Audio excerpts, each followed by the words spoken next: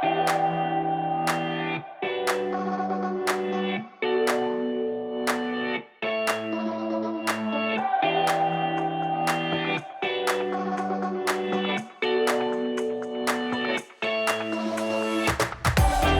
is Dave. Dave's all about collecting old Audis, hoarding way too many parts in his garage, and keeping things running smooth here at IE. Today we're going to sit down and learn a little bit more about him. Okay, Dave. I'm glad we could do this. Yeah. Good to have a conversation. Yeah, right? So first off, tell me a little bit about yourself, and what I mean by that, Dave, is what is your job here at IE? Okay, so this isn't the intervention that we talked about then. It's just a little bit more my name subtle. is Dave, I'm an Audi-holic, that kind of thing. Yeah. Yeah, okay.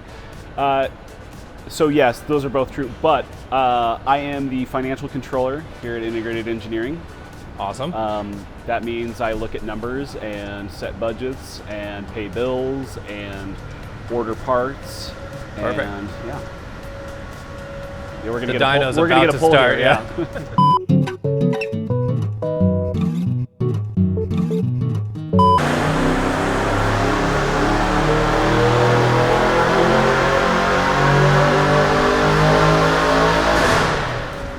So I'm glad you explained what your job is, because I don't actually know what it is. Yeah, it includes a little bit more. I mean, we're a small company, and so therefore it's a lot of other things Yeah, as you well. do a lot of different stuff. Payroll is included in that. So when I don't get paid, I'm blaming this Dave, not the other Dave. Not the other Dave. Yeah, that's my fault. Okay, Unless so, other Dave told me not to pay you. well, then we have a bigger problem, to be That's honest. a much bigger issue. So I know you have a lot of cars, but I want to kind of talk about your first car, or at least, you know what, let's say your first actual car, and then your first interesting car. Okay. So my first car was a 1985 Honda Accord, LX. Gotta have the carbureted. LX in there. Yeah, definitely not an interesting car. It was a lot of fun. I liked it, and I don't know, it didn't get me into cars per se. My first interesting car was probably, it's a 1993 Honda again, Civic hatchback, and that car had a LS VTEC swap and coilovers Nice. and So stuff. you actually went a little deep into that one. Yeah, and this was on like the cusp of, I'm one of the older guys here at IE, and it was kind of on the cusp of like when Fast and Furious got released, and so all of a sudden I was launched into this, like, everyone around me now thinks they have a race car, but my car was actually pretty fast, and so there was a lot of drag racing and a lot Pretty of fast. Yeah, again, it was a naturally aspirated motor. At sea level, it was like a 13 flat, and then there was more mods after that, but See, still 13 like flat though for a Civic hatch. Not in for day, the time. In the especially, day, it was yeah. actually really fast, and so it was quick. Of course, modern standards, it's slow, but But that, you know, Period. that's Let's talk about how it period works, right? mods, As you yeah. progress. But like, that actually is a good way to ask. If you started with Hondas, what brought you into Audis? So I lived in Central Oregon. That's kind of where I grew up. But I moved out to Utah. And so moving to Utah, I was like, oh, I should get an all-wheel drive car. And so that kind of got me looking into the old Audi 90s.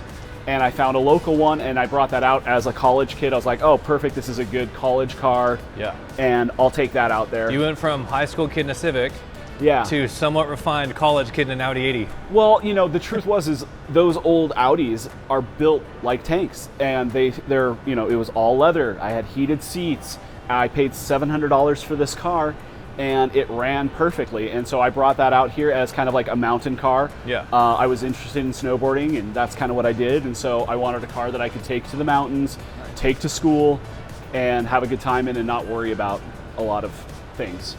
So you had that Audi 80. You said that you kept that after buying like more Audis. I Yeah. assume more Audis. Yes. Have you been Audi since then? Almost all Audi.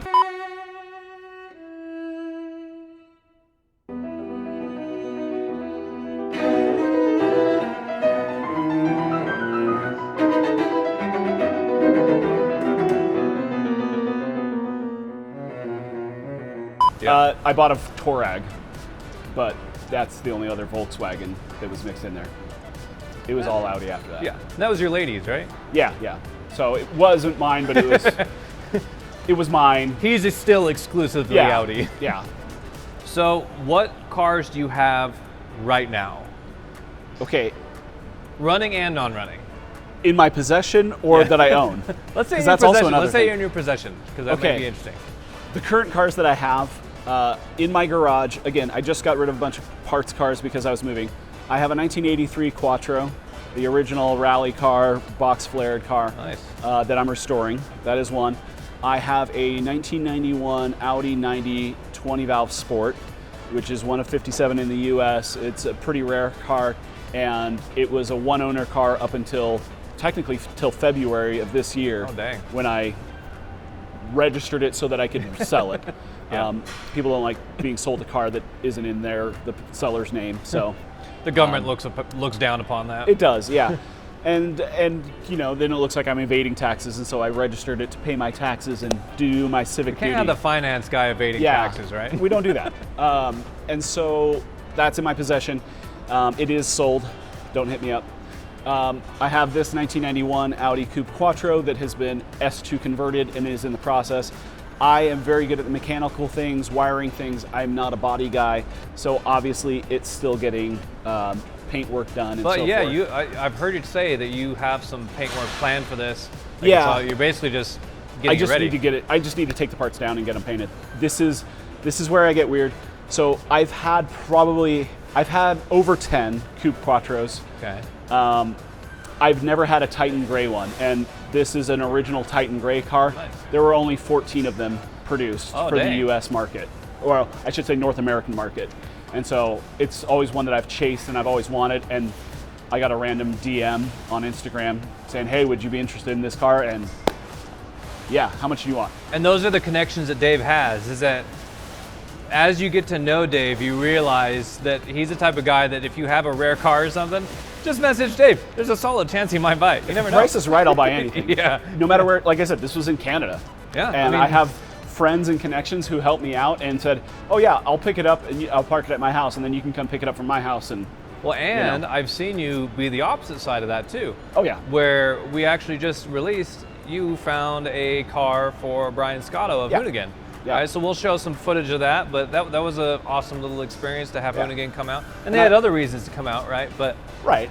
But Brian, I've known Brian again. Brian is actually like, I've known him back since his like 0 to 60 days, and before that, when dang. he had a Coupe Quattro that he still owns today, that he's been working on for the last 15 plus years. sounds like he's No making hate. fun of you. Love you, Brian. But it's one of those things where like I've known the guy for a really long time, and it's like the people who have these old cars. It's a very small community, and so we all kind of know each other. Yeah. And there's people who come and go, and then there's the people who have been around forever and stick around forever.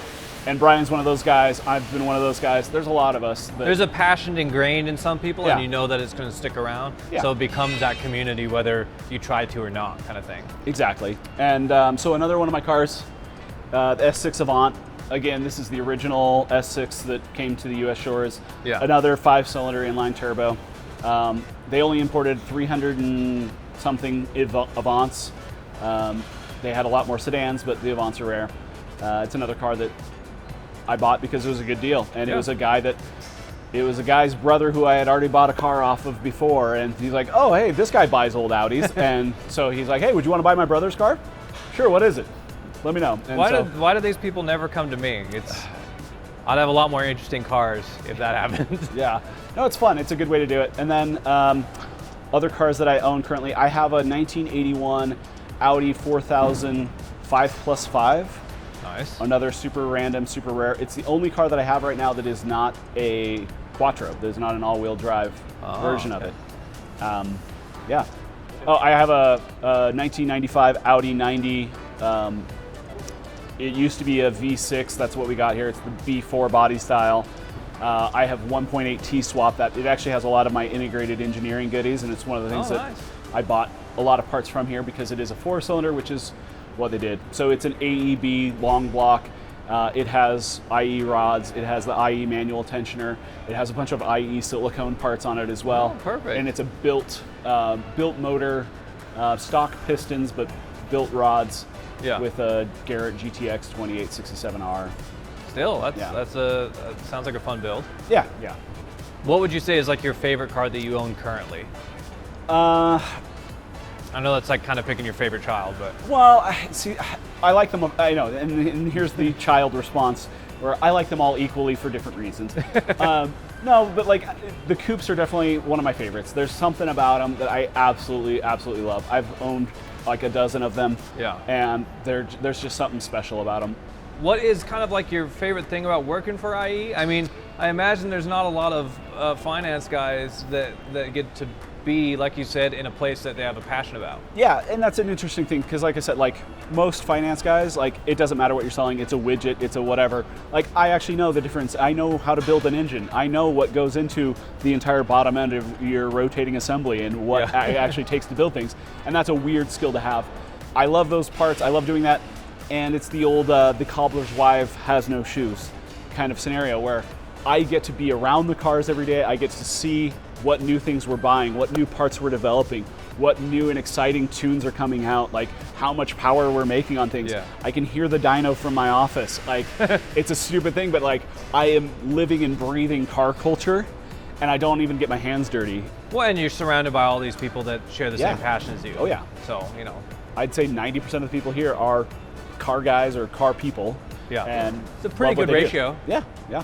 Could be worse. Oh yeah, no, it's You strong. could be the one car weirdo at your work, which I'm sure a lot of people watching, they're the one weirdo at work that talks about cars and everyone just glazes over. I've told this to a few people here, but it's kind of funny. Like at my last job, I'm the guy who like has a set of wheels shipped to work, and there's this huge boxes out in the lobby, and they're like, "Whose boxes are these?" Yeah. And they know right away there's some weird package. It's for Dave because he's that weird psychopath car guy.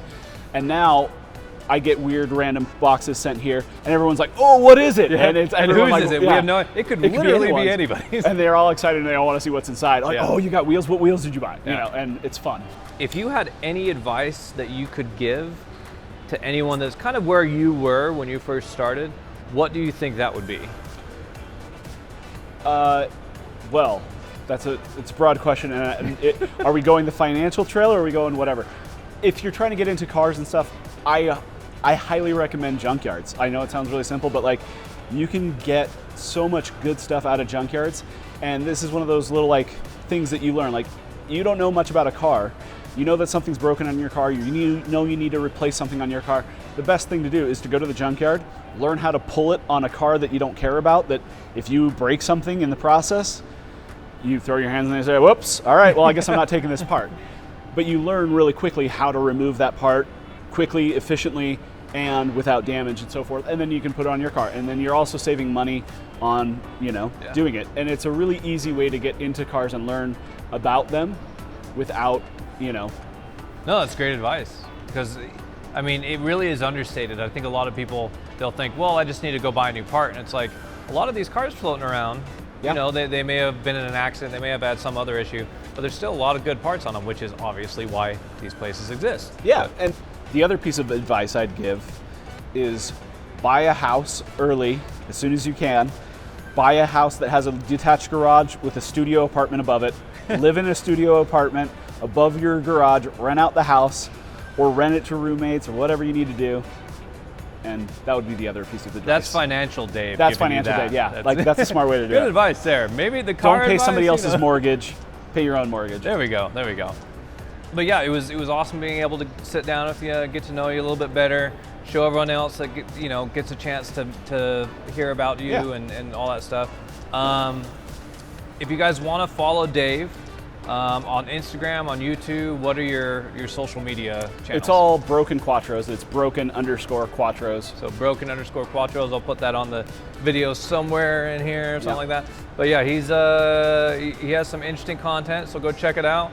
And if you ever have an issue, You're gonna give me a lot of trouble here, Dan. just you know who to contact now. I'm just kidding. I am pretty good about responding to like DMs and stuff, especially if they have car offers. Yeah, there Like, we go. "Oh, I got Car this old offers, broken Dave car," will yeah.